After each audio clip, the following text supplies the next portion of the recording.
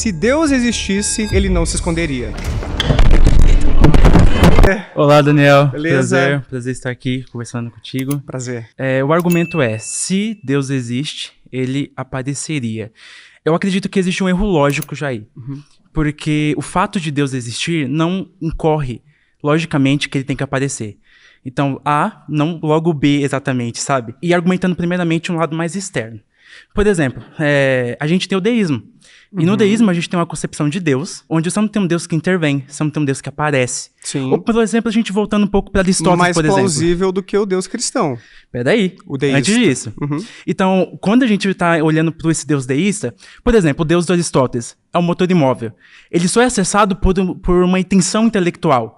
Ele não aparece, né? Ele não toca a gente, ele não tem esse aparecer. Ou as ideias de Platão também, falando muito grosseiramente, ou o Uno de Plotino. Então você pode postular um primeiro princípio imóvel, você pode postular, ou pelo menos você indo um pouco na linha do Kant, mesmo que você não fale que você possa conhecer a Deus, que seria talvez até um aparecer, você tem que pelo menos pensar Deus. Porque você tem que pensar alguma coisa, não dá pra nada vir do nada, a partir do nada. Mas, Mateus, a gente está discutindo especificamente sobre o Deus cristão. Sim, que tem a propriedade, por exemplo, de ser perfeitamente amoroso, perfeitamente bom. O John Schellenberg, que desenvolveu esse argumento do ocultamento divino, ele argumenta que, sendo sumamente bom, amoroso, ele tem uma abertura para se relacionar com sua criação, com seus filhos, que somos nós.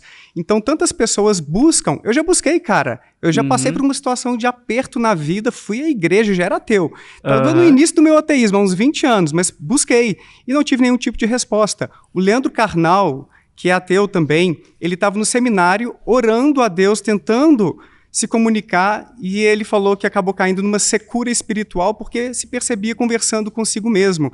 Então existem muitas pessoas que têm uma abertura para ter essa relação com esse ser sumamente bom, amoroso, como se fosse um pai para nós, e não encontra esse tipo de resposta. Eu acho que o problema está principalmente nisso. Tá, eu entendo. Eu comecei argumentando para um lado mais externo.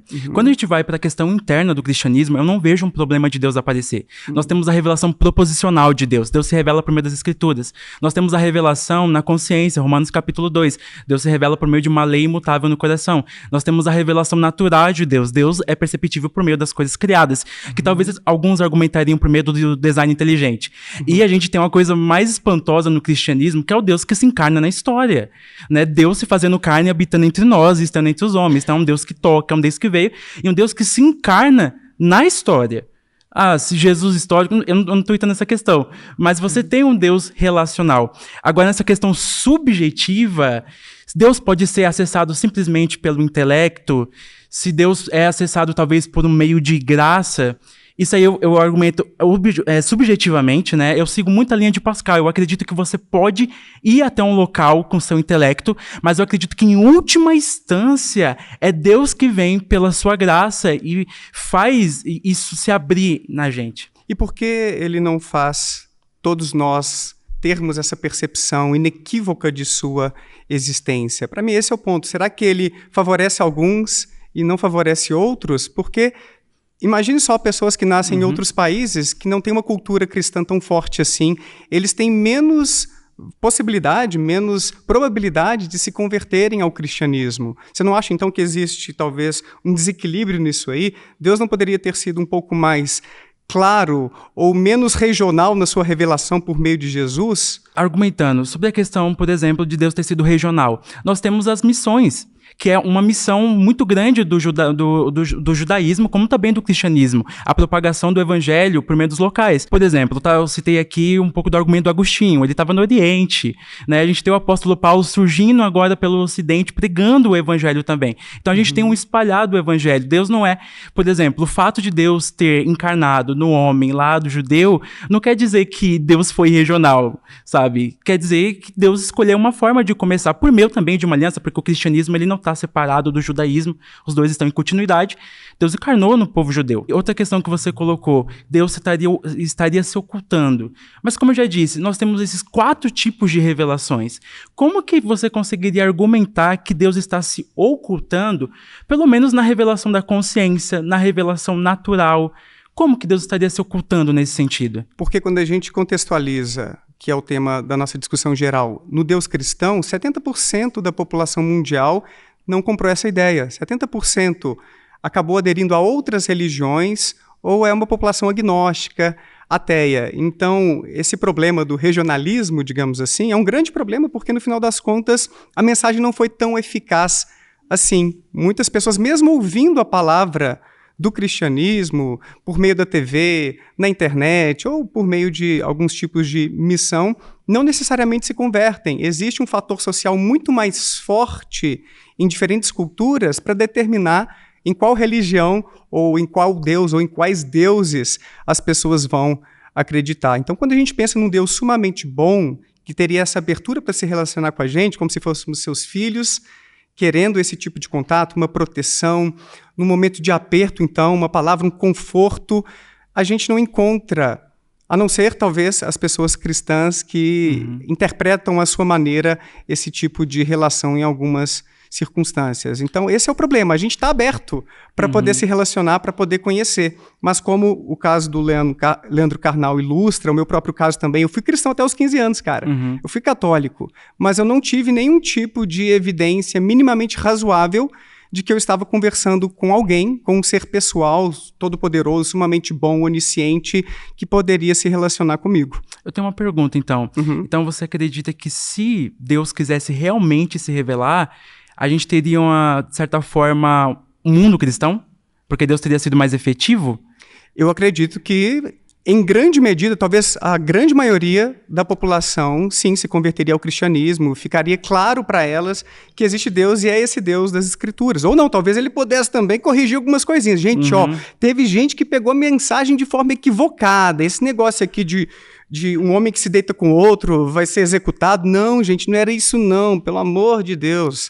Então talvez ele até consertasse algumas coisas ali, mas a gente vai chegar nesse tópico depois. Tá bom, mas aí nessa questão, e Deus não estaria ocultando o livre-arbítrio? Porque se a gente está discutindo nos termos cristãos, Deus deu o livre-arbítrio da liberdade, então as pessoas podem recusar ou não.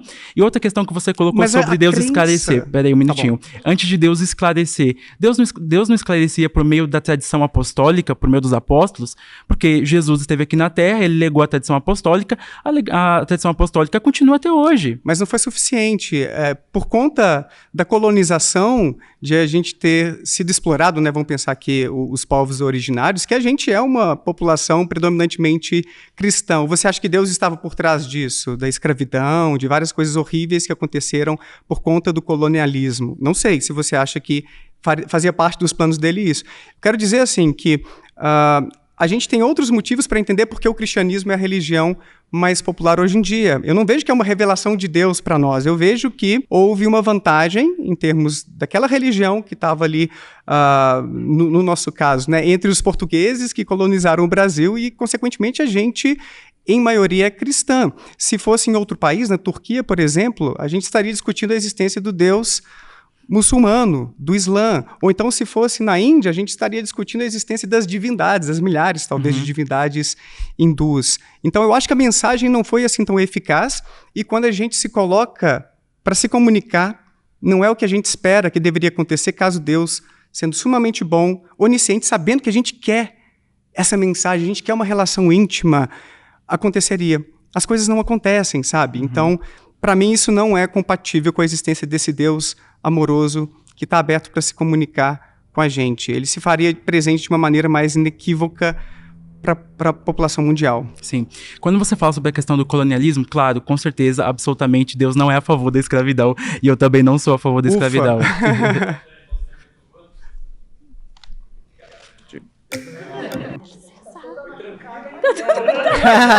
Tudo bem? Prazer, como é que você chama mesmo? Tamis, me chamo Tamis. Tamis. Isso. Prazer. Daniel, eu gostaria de começar te ouvindo. Por que a Bíblia não é a palavra de Deus? Eu acho que tem vários caminhos para a gente pensar sobre isso. Por exemplo, no meu canal, eu já recebi vários historiadores do cristianismo que explicam como as escrituras foram corrompidas ao longo do tempo, como várias passagens que estão presentes ali não estavam provavelmente nos originais, então houve muitas deturpações textuais, a ponto de, por exemplo, Bart Ehrman, um crítico textual, ter tido a sua fé balançada. Poxa, eu não posso confiar mais nas escrituras, porque no final das contas eu não sei o que os autores escreveram originalmente. Mas tem um aspecto que eu acho ainda mais importante do que esse, é que na Bíblia a gente encontra muito sangue. Tem muitas muitos comandos divinos, para usar uma expressão do filósofo Wesley Morriston, para, por exemplo, que o povo de Israel cometesse genocídio, matasse os amalequitas, por exemplo, os cananeus, incluindo crianças. Então, quando a gente vê esses tipos de coisa, ou os homossexuais que deveriam ser executados, é tanta coisa triste que a gente encontra ali. Tudo bem que tem as coisas legais também, mas as coisas tristes e deploráveis, às vezes alguns rastros de machismo também podem ser encontrados ali, Deus legitimando a escravidão, que, cara, se Deus fosse sumamente bom, ele passaria esses tipos de comandos, ele legitimaria tanto ódio assim? Entendi. Não parece compatível. Entendi. Bom, vamos lá. O primeiro erro do cristão é entender que a Bíblia é só um livro de regras e práticas da fé. A Bíblia ela também é uma contação da história, ela também é uma narrativa. E muitos desses episódios que a gente vê de sangue, de guerra, de tomada de territórios, são episódios que a gente vê no curso da história não só relacionado ao povo bíblico. Isso está relacionado com a cultura inserida em si. E naquela época, para uma nação crescer, para uma nação prosperar, infelizmente ela tinha que recorrer a invasões, a guerras, a saques, enfim. Então, a gente vê um relatório, uma revelação progressiva das escrituras que envolve a cultura. Esse é o primeiro ponto. O segundo ponto que eu acho interessante, realmente tem críticas textuais e críticas textuais bem contundentes. Quando eu estava no seminário, teve umas que também me fez balançar. Sim. Mas quando você vai estudar sobre a crítica textual, nenhuma delas, tem mais de 5.000 críticas textuais, nenhuma delas interfere na essência da doutrina em si. Então você pode pegar qualquer logia de dentro da teologia, nenhuma delas é mudada ou arrastada por uma crítica textual. A gente tem várias interpretações de um único texto, e a gente pode fazer discussões teológicas em volta disso e tudo bem, mas essas interpretações, elas não necessariamente provém dessas críticas textuais. Eu fico muito feliz que você não trouxe aquele argumento, não, porque a Bíblia foi escrita por homens. Realmente, a Bíblia foi escrita por homens. Em várias traduções, enfim, escritos, passados por escritos e tudo mais. Então, pensando nisso, houve modificação? Com certeza, claro que houve. Isso é provado cientificamente que houve. Mas não houve modificação da doutrina. E é interessante porque são muitos homens, muitos anos passaram e ela permanece viva, ela permanece atual, ela permanece eficaz nas coisas boas. É claro que a gente não vai sair invadindo o território alheio e saqueando o território alheio, isso é fato, nem apedrejando o homossexual. Mas se a gente for interpretar de acordo com a nossa cultura hoje, de acordo com a nossa realidade hoje, ela é viva e eficaz. Interessante você ter trazido esse ponto, porque eu nem tinha me lembrado desse argumento. Realmente, várias narrativas bíblicas foram herdadas de outras tradições. A própria narrativa sobre o dilúvio, que não seria original dos israelitas, por exemplo. Tem vários tipos de narrativas sobre dilúvio, mas eu aprendi isso recentemente com um historiador, que existem dilúvio, muitas... Jonas também. Várias influências sobre céu e inferno, sobre reencarnação. O cristianismo não propôs tantas coisas originais assim. Não estou desmerecendo as coisas legais do cristianismo, porque eu sei que existem, por exemplo, amar o próximo, tem coisas bacanas ali, mas não quer dizer que seja original. A gente encontra vários comandos amorosos assim no hinduísmo, que talvez seja a religião mais antiga do mundo ainda existente. Isso a teologia chama de graça comum. Graça comum. Como criações de Deus, como imagem e semelhança de Deus, Deus passou atributos Deus tem atributos incomunicáveis e atributos comunicáveis que ele passou para o homem. E isso é todo homem, seja o hindu, seja o japonês, seja o índio, seja o brasileiro, seja o estuprador. Ele tem aspectos que a graça comum se manifesta nele. Legal. Agora, eu queria voltar num ponto que você trouxe, que eu achei bem interessante e ao mesmo tempo problemático. Você disse assim, a gente fica com as partes boas e deixa pra trás as partes ruins, não é assim, não? Não, a gente não tira as partes ruins de forma alguma, a gente entende elas. Mas como é que você diferencia aquilo que fazia sentido lá atrás e o que a gente tem que aplicar agora? Por exemplo, a questão da homofobia, que infelizmente a gente vê mais entre os cristãos por conta de passagens bíblicas no Antigo e no Novo Testamento, testamentos que legitimam esse tipo, pelo menos, se não tratar mal, pelo menos a ideia de que a pessoa está em pecado, que já é muito ruim, porque os LGBT sofrem muito com a ideia de que eles estão fazendo algo abominável aos olhos de Deus. Isso é muito triste. Posso dar um exemplo mais real? Como é que você diferencia, então? Por que a questão da sexualidade, quando a gente pensa nos LGBTs, não foi deixada para trás, gente? Não, isso aí é de outro tempo, agora a gente tem que ter um olhar mais amoroso e Deus não é mais LGBT-fóbico. Perfeito. A gente pode estender aqui a discussão do LGBT, não tem problema nenhum com isso. Mas a gente vê no curso da Palavra de Deus que algumas regras, algumas normas foram instituídas para que a humanidade como é que eu vou dizer? Para que a humanidade se crescesse, para que a humanidade tivesse êxito no seu crescimento. E eu creio que a relação sexual entre homem e homem, mulher com mulher, não é a imagem da família que é a imagem da Trindade que Deus criou para ser. Esse é um ponto. Agora, pensando no tirar o que é bom e colocar o que é mal, tirar o que é mal e colocar o que é bom, deixa eu dar um exemplo mais real. Por exemplo, no Antigo Testamento a gente vê que as mulheres que eram surpreendidas em adultérios deveriam ser apedrejadas, certo? Isso é péssimo. Ninguém tem que ser morto porque tá em adultério ou tá em pecado. Claro. Quando a gente vê isso acontecendo no Novo Testamento, eu sou dispensacionalista, então eu creio numa nova dispensação. Quando a gente vê isso acontecendo no Novo Testamento, o que Jesus faz? Jesus pega uma pedra e taca naquela mulher? Não, ele não pega uma pedra e taca naquela mulher. Ele começa a escrever no chão ali, aí cada um tem uma interpretação, tá escrevendo os pecados, enfim, cada um pensa o que quiser nesse sentido. Você sabe que não tinha em João essa passagem aí nos originais. Não, mas João tem muita crítica textual envolvida e é bem interessante a gente estudar a crítica textual de João. Enfim, mas quando a gente vê, por exemplo, a mulher não sendo apedrejada nesse sentido, é Jesus mostrando que o que aconteceu no Velho Testamento estava muito mais ligado à ânsia do coração do homem do que do ensinamento do próprio Deus. Por exemplo, quando a gente vê uma mulher, e esse está nos 4 evangelhos, uma mulher entrando e quebrando um vidro de perfume nos pés de Cristo e secando com seus cabelos. Uma mulher não poderia acessar aquele lugar. Jamais ela poderia tocar num rabi, entende? E quando ele não rechaça aquela mulher, ele está mostrando que Deus entregou a lei para o homem para que o homem fosse abençoado pela lei, e não para que o homem fosse amaldiçoado ou cego pela lei. E o que o homem fez foi se cegar pela lei, entende? E quando a gente pensa nas partes ruins da Bíblia, muitas delas eram narrativas, a gente vê isso em Juízes, muito no Antigo Testamento é bem sangrento, a gente vê muito em Juízes, mas todo o Antigo Testamento, ele aponta para as profecias do Cristo vindouro. E Cristo veio. Mas no Novo Testamento a gente também encontra, por exemplo, Paulo dizendo que os afeminados não herdarão o reino de Deus. Mas não que não serão apedrejados, né? Não que deveriam morrer ali pela sociedade. Com certeza. Mas é engraçado. Você tem a sua casa, certo? E você tem as suas regras na sua casa. Se porventura sua esposa ou seus filhos decidem viver aquém das suas regras, o que você faz? A gente conversa para entrar em acordo sobre que regras vão reger melhor o nosso lar, de forma que a gente maximize o bem-estar da nossa família. Mas eu não sei como maximizar o bem-estar. Por exemplo, Jesus teve a chance de dar um grande sermão contra a escravidão quando o centurião romano foi pedir que ele curasse o seu servo, o seu escravo. E em vez de fazer um sermão contra a escravidão, Jesus curou esse servo, esse escravo. Interessante. E o próprio Paulo também, quando ele escreve a Filemon, não aconteceu de ele falar, olha, não faça mais escravos, não compre, liberte todos os seus escravos. Ele só pediu para, receba o Onésimo, mas assim, como um irmão em Cristo, com mais... É muito legal essa passagem que Jesus cura o escravo, porque isso demonstra que muitas pessoas falam que o evangelho é elitizado, né? Isso demonstra que não. Jesus estava se estendendo a todos. Mas quando a gente lê sobre escravo no Novo Testamento, a gente tende a pensar na escravidão como aconteceu no Brasil. Porque ainda é muito recente na nossa história.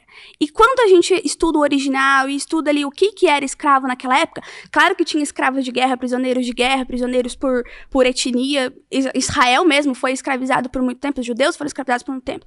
Então, ok. Mas no Novo Testamento, quando a gente fala de escravo, nós temos a palavra escravo para pessoas que estavam em dívida e estavam pagando suas dívidas trabalhando. Enfim, tem N interpretações de escravos ali. Mas você concorda comigo que não é uma relação trabalhista muito digna, equilibrada, justa? Perfeitamente. Até porque os senhores podiam bater nos seus escravos.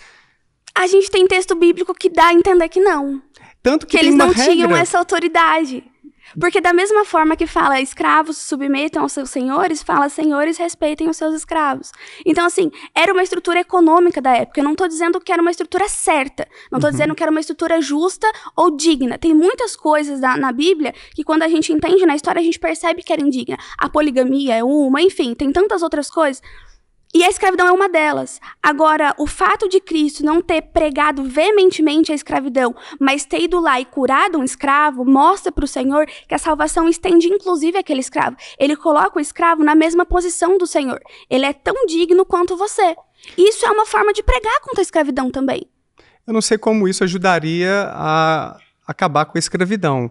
É bacana, tipo, tá tratando bem e tudo, é uma pessoa digna, merece. Não, é mais do que tratando bem. Sim, curando. Ele tá igualando o posicionamento. Mas igualar não significaria vocês vão ter a mesma relação, pessoas sem uma hierarquia tão abusiva como acontecia ali? Isso vai além do propósito de Jesus. Porque quando a gente olha para a escravidão, e gente, eu não estou aqui apoiando a escravidão, tá bom? Mas quando a gente olha a escravidão, é uma estrutura econômica. Então você não quebra a escravidão só com um sermão. Você precisa colocar uma estrutura econômica por trás para aquela sociedade não ruir, para aquela sociedade não morrer nem de fome e parar a sua produção. Então, se Cristo chega e fala assim, ó, a partir de agora acabou a escravidão, o Império Romano tinha matado ele muito antes, ele não tinha nem conseguido terminar o ministério dele, entende? Então, quando a gente olha para Cristo, ele não veio aqui para botar regra no mundo e dizer como o mundo tem que ser. Essa não foi a proposta de Jesus. É por isso que ele não falou contra a escravidão, é por isso que ele não falou... Pouquíssimo se falou contra a pedofilia, pouquíssimo se falou contra o estupro, pouquíssimo se falou contra esses temas sensíveis da sociedade, porque não era papel de Cristo aqui. Cristo veio para estender a salvação. Agora, a gente poderia ter encontrado, mesmo que... Vou partir do seu pressuposto de que era necessária a escravidão e outros tipos de coisas horríveis que existiram lá atrás e que houve algum tipo de legitimação por parte dos israelitas. Não era necessário. Necessário não era. Se não era necessário, por que era a estrutura econômica que estava acontecendo. Infelizmente, não se foi feito de outra forma. Mas dizer que era necessário, eu não disse isso. Deus poderia ter esclarecido, olha, enquanto existe esse tipo de estrutura de poder, de relação de poder na sociedade, não dá pra gente fazer diferente, mas isso aqui eu não aprovo, uma hora a gente tem que deixar isso para trás. Se houvesse esse tipo de esclarecimento, seria menos pior, seria menos ruim, entende? Seria menos pior. Porque não parece que... Mas seria menos autêntico também para a humanidade. Como assim? Como nesse debate. O diretor falou assim, olha, vocês decidem a dinâmica. Eu tô aqui, criei o ambiente, tô dando recurso. Agora a dinâmica vocês decidem. Porque ele quer autenticidade. E Deus é a mesma coisa. Deus não criou robôs. Ele não criou criaturas programadas para seguir a palavra dele, assim, assado, o mestre mandou e a gente obedece. Ele quer autenticidade, porque a autenticidade é um atributo de Deus. Tudo bem, ele deu o livre-arbítrio e a liberdade... Você conhece esse termo? Não. Qual que é o termo? Livre-agência. Livre-agência. Isso. Tá, eu confesso que eu não compreendo a diferença entre livre-arbítrio é quando o homem tem a opção de escolha de ser salvo ou não ser salvo. Então, dentro da minha teologia, quem teve o livre-arbítrio foi Adão e Eva. A partir do momento que a humanidade foi corrompida, teve o pecado original, o homem já nasce com o coração inclinado ao mal. O que ele pode ter são as escolhas ali dentro do seu cotidiano. Então, não estou dizendo que todo homem só comete o mal. Tá. Então, dentro da livre-agência, ele tem a escolha de cometer o bem, que é o exemplo que o irmão deu aqui, de atropelar ou não atropelar, enfim. Mas todo homem já nasce com o coração inclinado ao mal, por isso já nasce condenado ao inferno, que é algo que eu acho que você não crê. Né? Não creio. Mas é interessante porque, mesmo que Deus tenha dado essa livre-agência, ele poderia ter esclarecido que tem coisas boas e coisas ruins, coisas que ele espera de nós e outras que ele espera que a gente passe longe. Ele esclareceu na Bíblia. Infelizmente, na Bíblia, a gente não encontra coisas como não escravizarás, só para a gente se manter no mesmo exemplo. O que, para mim, evidencia que a Bíblia é um livro datado, de um povo que escreveu conforme as suas demandas, suas dificuldades de vida, seus desafios, suas esperanças. Suas personalidades. Suas personalidades, num contexto histórico, político, e que a gente está tentando transportar aquilo para os dias de hoje, e, infelizmente, muita coisa já não cabe. E aí a gente fica tentando fazer a exegese para, poxa, vamos tentar manter aqui o essencial para o cristianismo não ruir de vez. É por isso, não ruir não, é por isso que o dispensacionalismo responde isso. E a progressão da revelação também. Não estou dizendo que a gente tem que atualizar a Bíblia, mas a gente precisa entender o contexto histórico daquele texto e o que a gente pode extrair de lição daquele texto no Antigo Testamento. O Novo Testamento é mais próximo de nós, então é mais fácil a gente fazer esse exercício. Mas entendendo a cultura, a dispensação de cada época, é necessário fazer esse exercício de olhar para o texto e entender o que de princípio está nascendo ali. E não tem princípio mal. Realmente, a Bíblia não diz não escravizarás. Mas também não diz escravize e bata no seu escravo. Mas Entende? Deus legitimou a punição. Só deixa ela terminar a frase aí, mas já tá bom. Obrigada, foi um prazer. Muito bom, obrigado. Muito bom.